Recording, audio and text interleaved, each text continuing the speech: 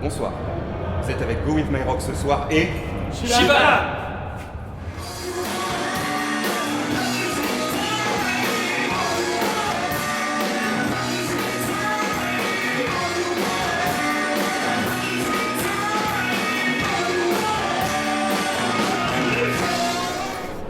Peut-être présenter tout le monde déjà, parce que ça sera plus simple pour après. Pourquoi pas, n'est-ce pas? Qui es-tu? Explique. Alors, Dak, le chanteur du groupe.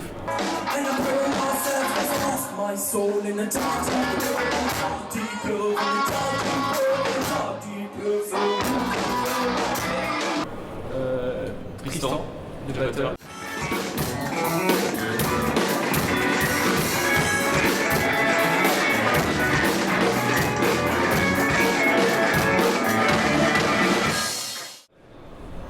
Max, l'arrangeur.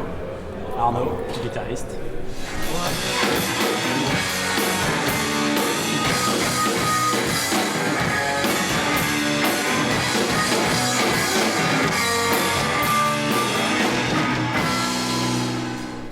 Voilà, bah c'est ça. Ça va être fait.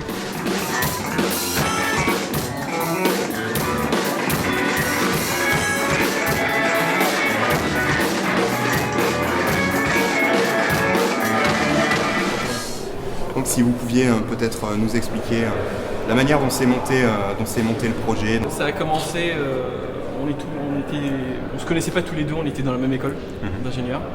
On arrive, premier cours, école d'ingé, on arrive après avoir passé les concours, etc. On n'avait pas du tout envie de faire d'école d'ingé, on arrive, on est assis l'un à côté de l'autre, il est en train de frapper sur la table et je lui dis t'es pas un batteur? Il me dit si. Je lui dis moi je suis chanteur, ça te dit de monter un groupe. C'est parti de là. Après ça, on a cherché Arnaud par annonce. On l'a rencontré en 2005. Il nous a rejoint en 2005. Et Max, qui est l'ami d'enfance de Tristan, qui nous avait rejoint à la base pour violoncelliste. Voilà, jouer au violoncelle. Et après, on a eu des bassistes, on a eu plein. Et jusqu'à ce que Romain nous rejoigne il y a 1 an et demi de ça. La seule chose qu'on demandait à Romain, c'est de venir, de savoir jouer tout de suite. Toutes les musiques qu'on tout de suite. Et bien, j'imagine. Et c'est vrai que Romain, quand il est arrivé, il avait vraiment une oreille externe des choses et il a apporté surtout son groove et son funk. Quand vous tombez sur Romain et vous, dans la foulée, enregistrez donc votre EP. Tout à fait. Et qui est votre premier EP? C'est notre premier EP. Le premier épisode. C'est vraiment notre premier épisode et on avait fait des enregistrements avant, on avait tenté des enregistrements, c'était pas du tout concluant et franchement on n'est pas arrivé à quelque chose qui nous plaisait et qui nous ressemblait vraiment. Et c'est pour ça qu'on s'était dit on va faire un truc qui nous ressemble avec nos propres moyens. Est-ce que vous pourriez expliciter un petit peu la thématique, qualifier éventuellement votre univers Honnêtement, on avait envie tous les deux de faire de la musique à fond. On ne savait pas sur quoi on partait. On avait des influences vraiment à l'opposé. Lui, il était plutôt rock pop, très U2. Et moi, j'étais plus rock fusion et métal aussi. On savait pas sur quoi on allait, vraiment. Et c'est une fois qu'on s'est tous réunis, tous les quatre, excuse-moi Romain. Ouais, je t'en prie, Une fois qu'on s'est réunis tous les quatre, en fait, qu'on a trouvé notre style. Et le style, en fait, découle vraiment des influences de tout le monde. C'est vraiment un melting pot de plein de choses. Après, on avait un élément commun, c'était un petit peu l'influence burtonienne, entre guillemets. Et voilà, on a vraiment enrichi notre musique, notre son autour de ce monde-là. Vous pouviez nous parler justement de ce clip qui est assez atypique et plutôt bien réalisé. En fait, c'est vrai que l'influence burtonienne, c'est vraiment resté au centre, notre centre, un point commun à tous. Quand on en a parlé à la personne qui a réalisé ce clip, on lui a présenté nos influences de Tim Burton et notre musique. Et c'est vrai que lui-même l'a vu comme ça.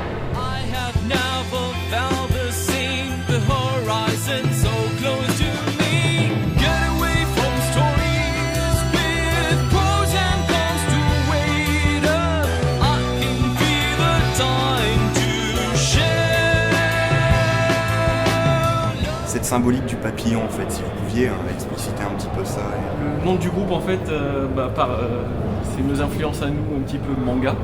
En fait, le papillon, c'est une métaphore pour la vie, pour quelque chose qui arrive et qui les prévient, quoi. Donc le papillon, on avait bien aimé et en fin de compte, c'était assez en adéquation avec le nom du groupe. Dans le papillon, il y a le S et le B de Shiban. Et Shi, en fait, ça veut dire début, et Ban, ça veut dire la fin. Mais ça peut très bien dire Shi, la vie, et Ban, la mort. Peut-être pourriez-vous nous parler un petit peu des projets que vous auriez pour l'avenir? L'épisode 2 est en cours. On a choisi en fait vraiment de faire des épisodes et pas vraiment un album entier. Et c'est vraiment par épisode, on a fait une thématique spécifique et on a essayé de faire ça. On a fait vraiment une grande pause pour pouvoir enregistrer, etc. Et ça prend énormément de temps. On compose aussi d'autres musiques, à côté de ça, pour revenir sur scène un peu plus tard et avec vraiment un set beaucoup plus long où on pourra tourner et faire pas tout le temps les mêmes musiques pour toutes les personnes qui viennent nous voir, faire quelque chose de nouveau aussi. À part ça, la question existentielle, que pensez-vous des toilettes à la turque? Romain, vas-y. Oui, tu connais bien. Il y a Non, grandi c'est un petit peu, hein. compliqué, c'est toute une technique. C'est une technique. C'est une technique à aborder, faut se préparer psychologiquement, c'est un aspect psychologique aussi qui est complètement différent des toilettes normales. La prolifération Faut le dire, peut-être des bactéries. C'est ça, ouais, pas de la même manière. c'est ça. En même temps, il faut dire que ça peut être pratique, justement lors de concerts un petit peu arrosés. Bon, c'est Voilà, pratique, c'est vrai. pratique. Moins de choses à faire. Moi, je veux dire autre chose, c'est que je suis d'origine tunisienne et j'ai pratiqué les toilettes turques depuis que je suis jeune. C'est bon. Il est vacciné. Je connais. Même bourré, je sais viser.